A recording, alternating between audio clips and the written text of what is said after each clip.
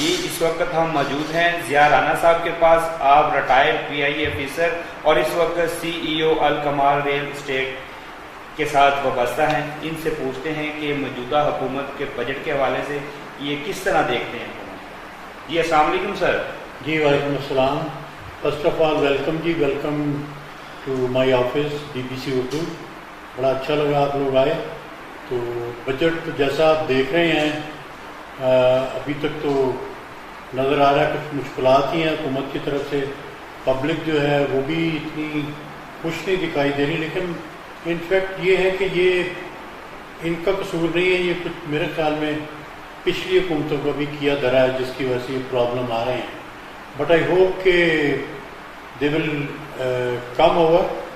اور یہ جیسے بجٹ منظور ہوتا ہے اس کے بعد جو اصل میں بات یہ ہے کہ ہماری پبلک میں اویئرنیس نہیں ہے ٹیکسز کی.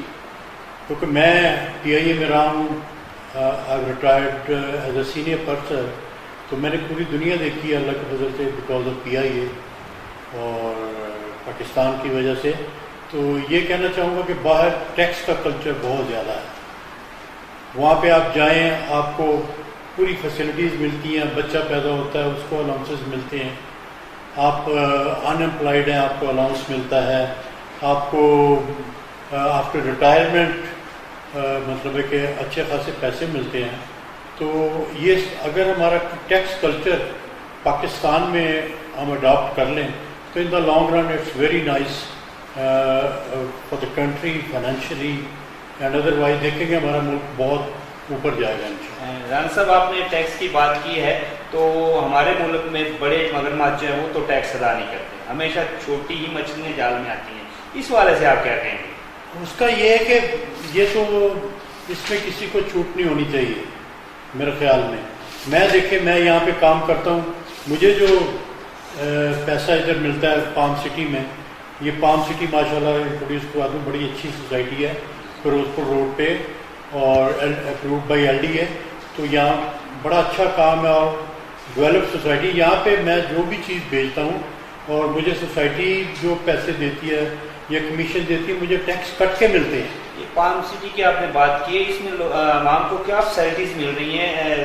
ترقیاتی کام کے حوالے سے آپ کیا کہنا چاہیں گے؟ ترقیاتی کام جی بالکل مکمل ہے اور پورے فیروزپور روڈ پہ یہ واحد سوسائٹی ہے وچ از اپرووڈ بائی LDA. کوئی جھنجھٹ نہیں ہے، آپ کو یہ ڈر نہیں ہے کل کو آ کے آپ کو یہ گھر گرا دیں گے یہ کریں گے، کچھ ایسی بات نہیں. انڈر گراؤنڈ بجلی ہے سارا کچھ. PIA سے فارغ ہو کر آپ اس شعبے میں آئے ہیں، اس کی کیا وجہ ہے؟